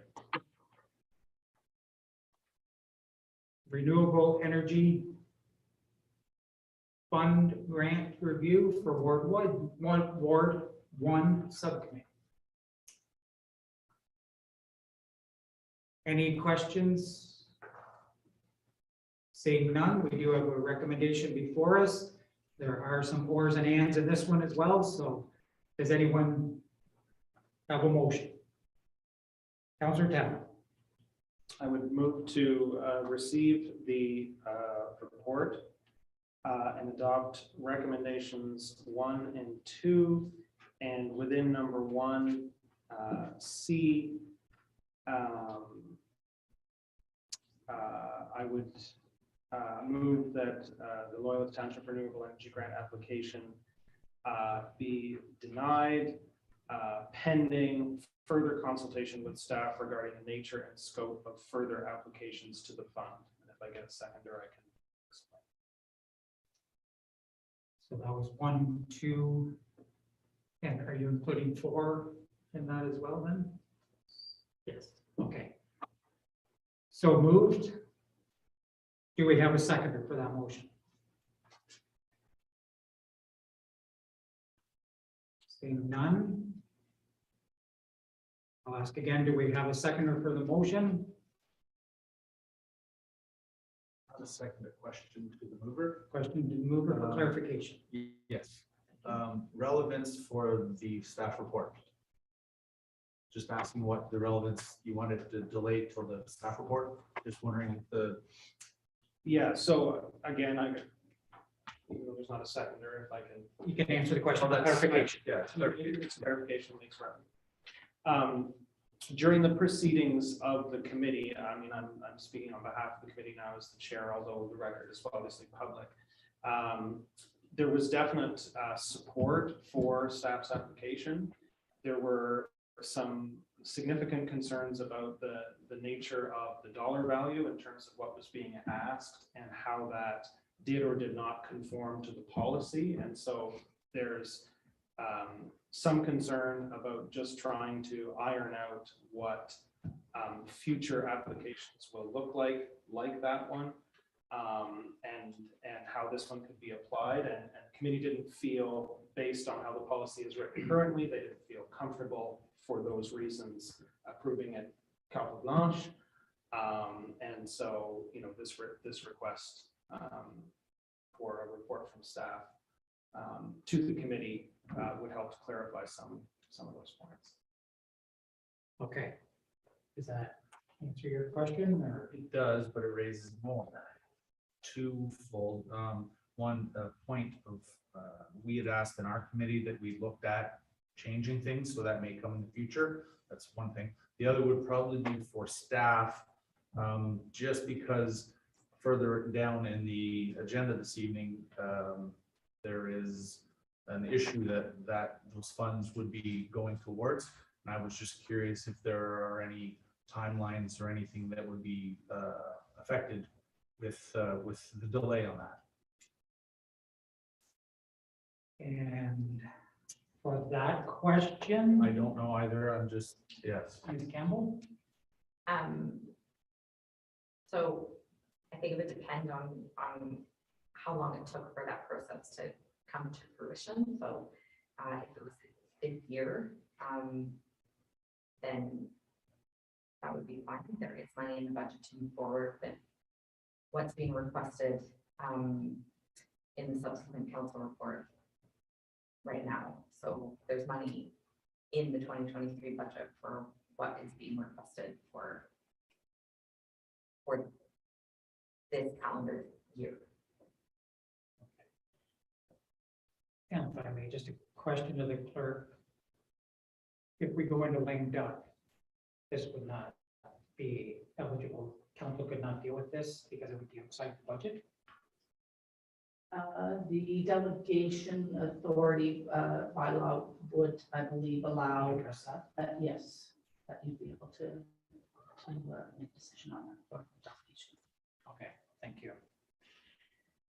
So, sorry, back to the original question. Sure. Did that answer your questions? Yeah. Non-committal, yeah. Okay. If not, I want to make sure that we're clear on sure. before we proceed. We want to make the right decisions. That's all. For sure. So question for you then for Ms. Campbell. If this is delayed, and I believe that said monies are for basically 15.3 in tonight's agenda. You said there's money in the budget even over and above that to make sure that got covered. So yes,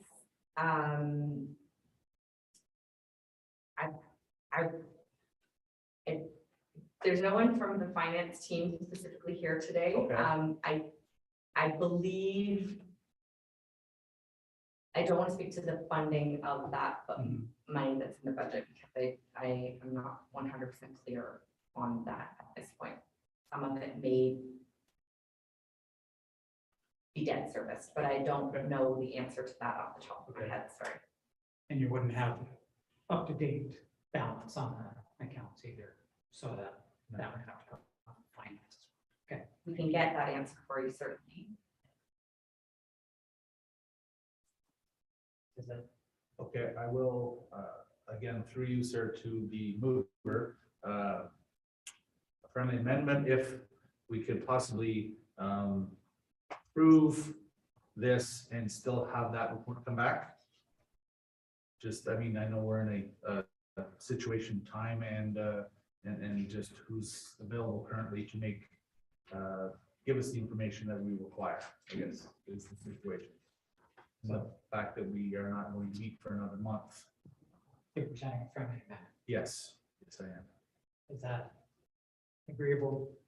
Well, I might actually suggest, given the specificity of Mr. Murdoch's comment, that I'll withdraw my motion. If another motion wants to be. In the entirety? Yep. I'll withdraw. Motion withdraw. So with that, is there a motion to be made on this item? Councilor Booth. Recommendations to approve items number 1, all A, B, and C, as well as 2 and 4. But as part of C, if we could get the report that Councilor Townend had asked for, just so we've got clarification going forward. Is that acceptable to you, Madam Clerk? So just for clarification, your worship, that the application be granted and that a report come forward, or that Yes, a report back to both committees. If you could read just, yes. Yeah. Well, that's fine. Okay, can you read that to the clerk for me, please? Yeah.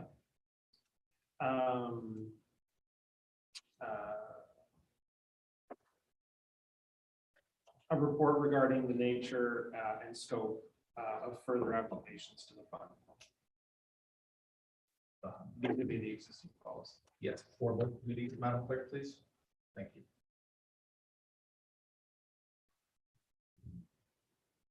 Just make sure, just give her a moment to make the notes that she needs. You're clear on that now? Yeah. Thank you. So we do have a mover. I don't believe I've called for, I don't think I've received a seconder yet. Didn't think yes yet. No, so do we have a seconder for the motion? Councilor Parks? No, hey, just, I have a question. Could I just get the motion read back? It was in and out with the service, so I didn't hear everything. So could we have the motion read back, and it might take both of you to It will probably take both of us. To receive and adopt recommendations 1, A, B, and C be approved, option number 2 and option number 4, as well as the reports. A report detailing the nature and scope of further applications to the fund by staff vis-a-vis the existing policy. For both committees. For both committees.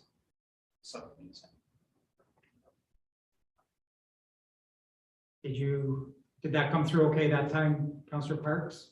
Yes, just a follow-up question if I could, just to clarify. So the report that we're looking for is not to do with this particular application, it's for future similar applications. Am I correct? Yeah, although I imagine this one will be referenced in it. Yeah. Using this one as an example to.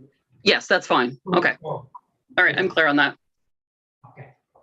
Sorry, I'm a little bit lax right now, but I want to make sure that we've got, everyone's clear on it. So I am stretching the rules a little bit. Clerk? And through your worship, I just want to make sure that the one C is that the application be granted. Yes. Okay. Thank you. So we have the mover. Are there any other questions for clarification? Seeing none, do I have a seconder for the motion? Councillor Parks? Yes. Thank you. Mover, any further comments? Seeing none, seconder, any comments? Seeing none. Anyone else? Seeing none, I will call the question. All those in favor, please raise a hand. Thank you. Motion is passed.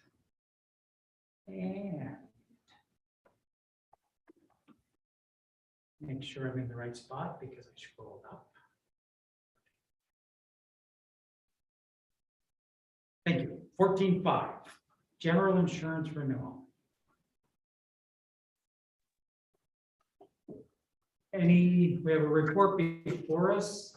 Any questions from council?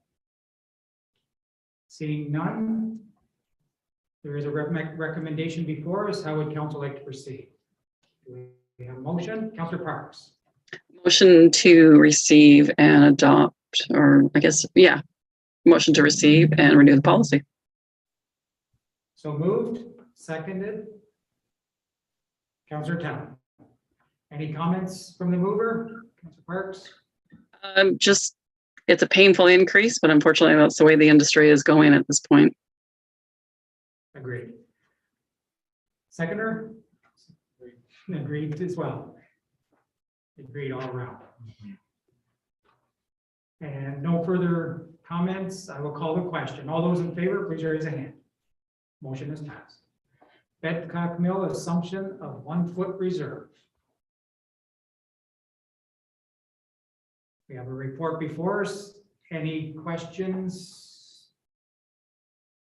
Seeing none, the director is online. Were you here just to receive questions, or did you have anything to add? To your worship, no, just to receive questions if there are any. We didn't have any questions, so we do have a recommendation. Council, how do we like to proceed? Do we have a motion? Counselor Boothard, Receive and adopt the recommendations. receive and adopt. Seconded by Counselor Parks. Mover, any comments? Seconder, any comments? Anyone else? In that case, I will call the question. All in favor, please raise a hand. Motion is passed. Proposed staffing structure to support the upcoming level of economic development projects. Any questions from council? Seeing none, we do have the report with recommendations with a couple of ands. How would we like to proceed? Counselor Parks. Motion to receive the report and adopt the recommendations. Adopt, seconded by Counselor Boothard. Any comments from the mover? Seconder? Anyone else? Seeing none, I'll call the question. All those in favor, please raise a hand. Motion is passed.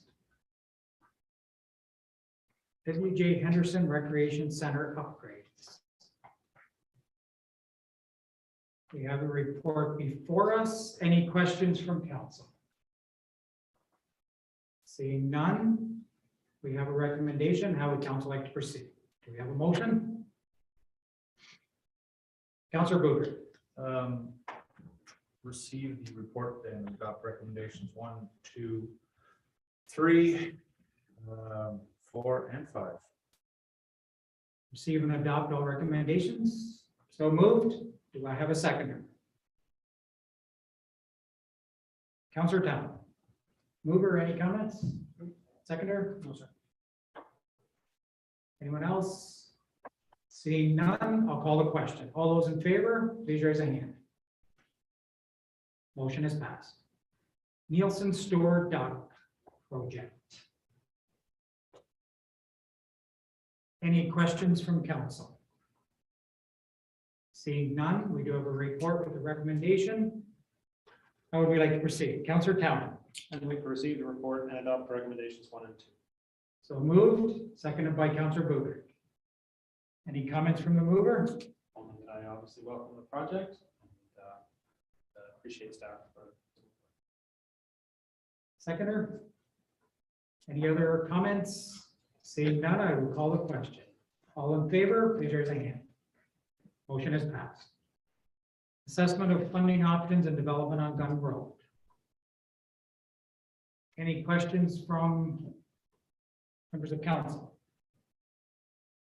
Seeing none, we do have a report in front of us with a recommendation with 3 ors for us to choose between. How does council wish to proceed? Do I have a motion?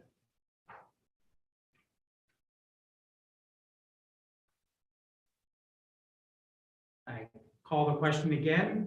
Do we have a motion to be made this evening?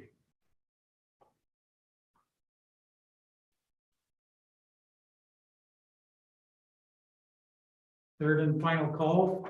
Do we have a motion to be made this evening regarding this item?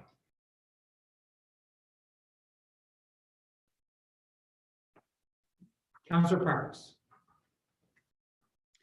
Motion to receive the report and adopt recommendation number 1. Receive and adopt recommendation 1. So moved. Do I have a seconder? Counselor Town. Any comments from the mover?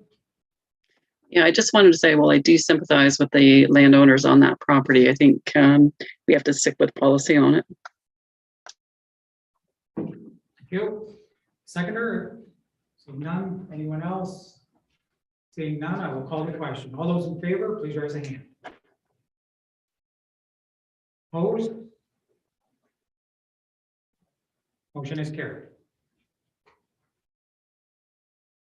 Delegation response, Van Winkle Road. Members of council, any questions? Seeing none, we do have a report with recommendation. How would you like to proceed? Do we have a motion? Seeing none, call a second time. Is there a motion to be made for this item regarding Van Winkle Road? Councilor Town. Motion to receive and adopt recommendation.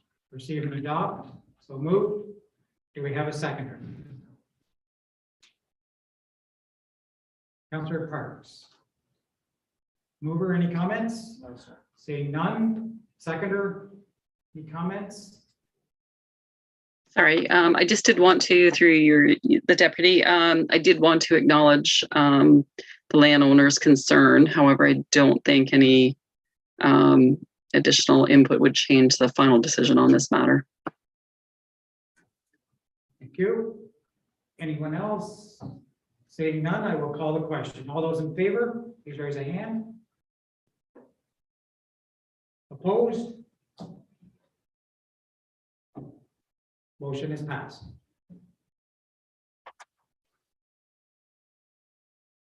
Cataract Way fee schedule. We have the fee schedule with us, and their staff are looking for direction from council. Council, how would we like to proceed with this? Do we have any questions, or is someone willing to make a motion to provide direction?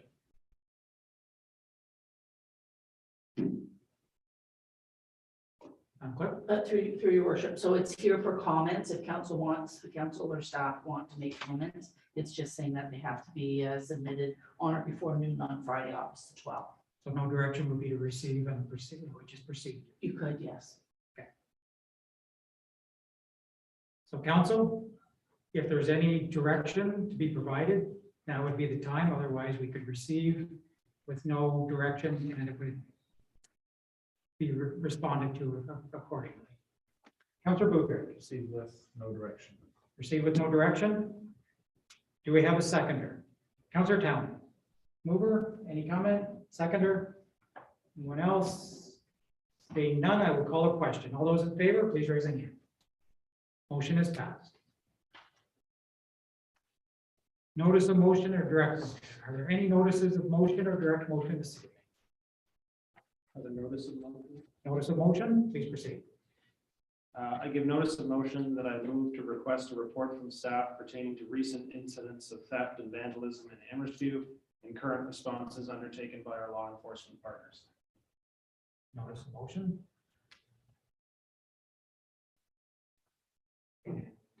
Madam Clerk, is that clear? Okay. So with the notice of motion, that'll be coming back at the next meeting. So we just receive it tonight. Is that correct? Okay, just making sure. Any other notices of motion or direct motion? Seeing none. Consent agenda. You have that to read. For the purpose of convenience and for the expediting meetings, matters of business that are of repetitive nature or routine nature are included in the consent agenda. All such matters of business contained in the consent agenda are voted on collectively. A particular matter for business may be singled out from the consent agenda for debate or for a separate vote upon the request from any council. In the case of a separate vote, the excluded matter of business is severed from the consent agenda. Each and every matter of business contained in the consent agenda is recorded separately in the minutes of the meeting. Are there any items that anyone would wish to separate? Seeing none, do we have a motion regarding the consent agenda? There is a recommendation. Councillor Tapp. Move to receive and adopt the recommendation. Receive and adopt recommendation, seconded by Councillor Booker. Any comments on any of the items? No, sir. Seeing none, call the question. All those in favor, please raise a hand. Motion is carried.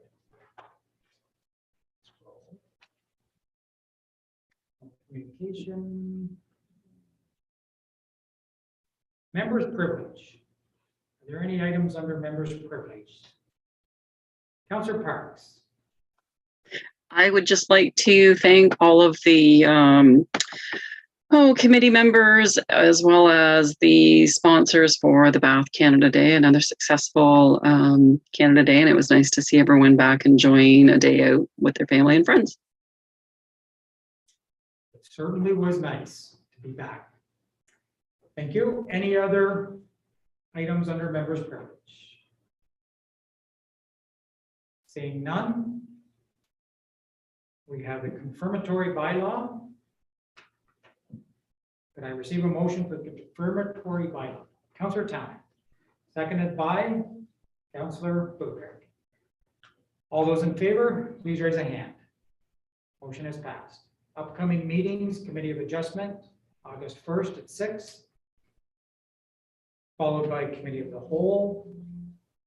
And on August 8th, we will have a regular council meeting. And all that's left is a motion. Councillor Parks. The August 1st, is that not the civic holiday? Are we not meeting on the 2nd? It would be on the 2nd. Thank you. Just wanted to clarify.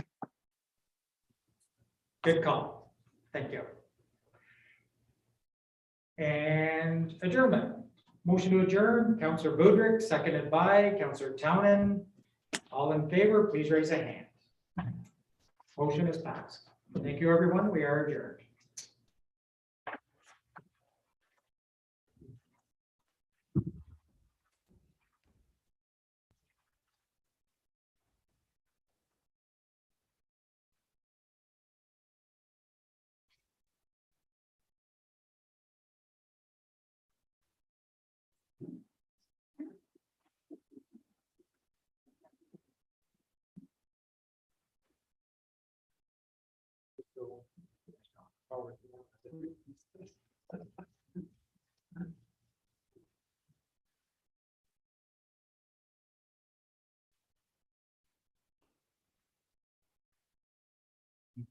Is that muted as well?